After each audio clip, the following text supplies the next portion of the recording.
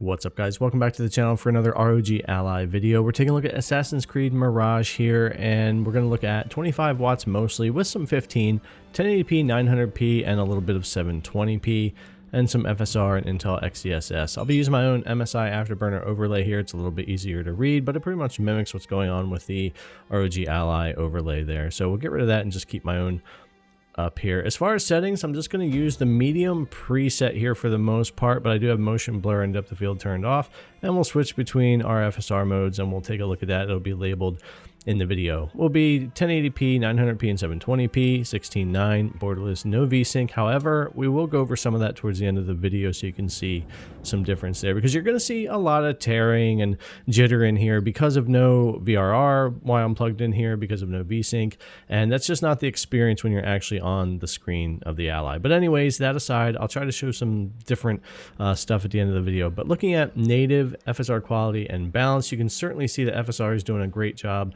helping our performance here, much more than over on the Steam Deck, where we're really CPU limited. We don't have that much of a limitation here versus over there. And looking at FSR quality versus Intel's XESS quality, we see the same thing we typically see, where it's some FPS less for Intel, but usually better image quality. However, I'll probably stick with FSR in this game because its implementation is pretty good. It doesn't have a lot of that typical shimmering and outlining and issues with picture quality that can often have in games. It is pretty clean, and even on balance here versus Intel's XESS, it stays pretty clean as well. And I get a nice FPS boost, which I really need in real world gameplay over the synthetic benchmark. So while in a lot of games I do tend to want to go with Intel's XESS for the picture quality, like over in Cyberpunk, here in Assassin's Creed Mirage, it's not really enough of a difference for me to give up the performance gains that we get, especially in world gameplay. So anyway, 900p here, you're seeing a difference at 25 watts between the different modes, and FSR balanced and XESS balanced here as well.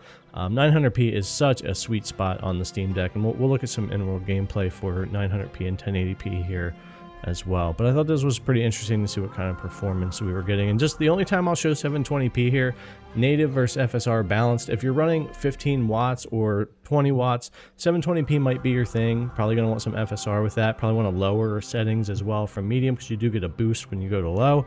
But I just show that here real quick for those of you that want to see it. But I want to get into some real world gameplay, concentrate on 1080p and 900p at 25 watts and 15 watts. And we'll start off with 1080p here with our same medium preset, no motion blur, no depth of field, FSR balanced in 25 watts. And I'll be honest, performance was actually better than I thought it would be. And if you go to performance, you do of course lose a good bit more of your image quality, but you can gain another 5 to 10 FPS if you choose to do that, depending on what area of the game you're in. I just thought that I would note that. I'm sticking with FSR balance throughout the video because it's working really well for me on the Ally, as to where over on the deck I really had to stick with quality, because going balanced put too much pressure on the CPU and really messed up frame times and FPS even worse. But anyways, here on the Ally, FSR balance is working quite well no matter what I'm using here for my settings and resolution. Now you can always bump the settings down and get a boost, as I mentioned in the benchmarks. I just wanted to stick with medium here. I think it looks really good on the Ally, and I think 900p is a nice sweet spot, but 720p certainly has its uses, especially if you're frame capping. But moving around the world here at 1080p on FSR balance, 25 watts, the Ally holds its own pretty well up against this game. And do remember they added de novo in here. So even though they say there's no performance loss, we are used to getting frame time issues and performance loss and dips when that is implemented. So that's just something to keep in mind. Now, when you're out away from the cities, though, more like out in the open areas, which isn't as often, performance does get a boost because, of course, there's not as many NPCs and buildings and all that kind of stuff going on out here. Now, if we get into combat in this area, it actually runs really well. We're kind of in a secluded spot. Our draw distance isn't too bad, and we're able to get into some combat and see how it feels. And at the 1080p being upscaled here with FSR, I thought things felt really good. We didn't get too many major jitters or stutters when it came to like the frame times or inputs here. It felt just fine to play, and it did pretty well. Now, where we run into issue is when we take this down to 15 watts, though, at the 1080p with all the same settings. This is where it gets a lot more janky, tougher to play. The FPS is lower, and you can see it's just not feeling as good. And it wouldn't at 15. 20 would probably be okay, but if you're going to go 15, I think lowering your settings, of course, running lower resolution, all that's going to help you out. Frame capping to 30 would definitely be a good way to go if you want to run 15 watts. 30 would run very, very stable at good settings. You could probably even tick some up to high if you wanted to do that. Going to 15 watts here, running around the same areas that we were at earlier, we've lost 10 or 12 FPS at least in the same area as we were earlier running around versus the 25 watts. So this is just something to keep in mind when you're tweaking your settings and getting this the way, to run the way you want to on your Ally. There's so many opportunities to tweak this game the way you want on this device because it does happen to run pretty well here. Out in those open areas at 15 watts, though, we don't get much help over the city areas because we're just starving the Ally of power. And this thing does not like to walk. It likes to run. It's built for performance. It's built for 20, 25, 30 watts of power or more. That's just what it likes. So 15 watts can be rough, but I was impressed at what it could do here.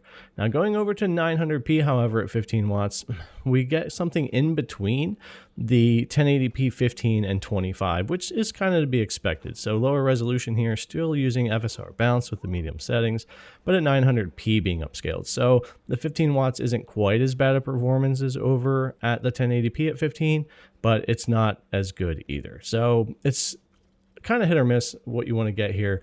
I just don't think 15 watts, unless you're capping 30 FPS, maybe running lower settings, is really that viable for the game or to really choke the Ally of the power it wants to run things. Same thing getting into combat here with the 900p. It did feel better than the 1080 at 15, of course, but it still is just a bit jankier to play. Didn't feel quite as good, but certainly a little bit better than that 15 watts at 1080p.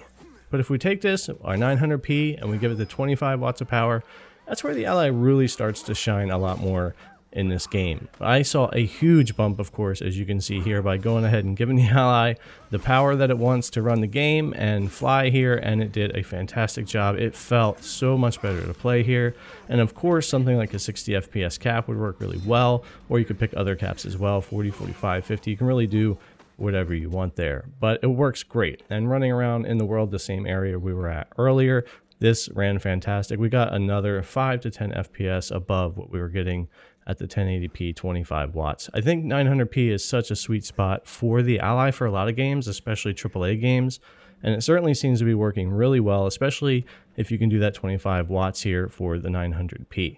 And of course, jumping out here to our little open world area away from the city, it's similar, but you get a little bit of a bump here and things run pretty well.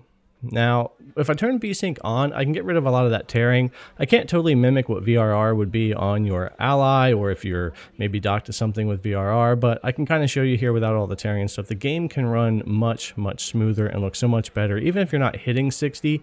But if you're capped 60 or another frame rate, and you hit that and you get a nice flat frame time, the Ally can certainly handle that and give you a much smoother experience. And when you're playing on the Ally screen with VRR, it feels fantastic. So a lot of the jankiness and tearing and stuff you see in the video, like I said in the beginning, just isn't the experience when you're actually playing. It looks really smooth. It feels great.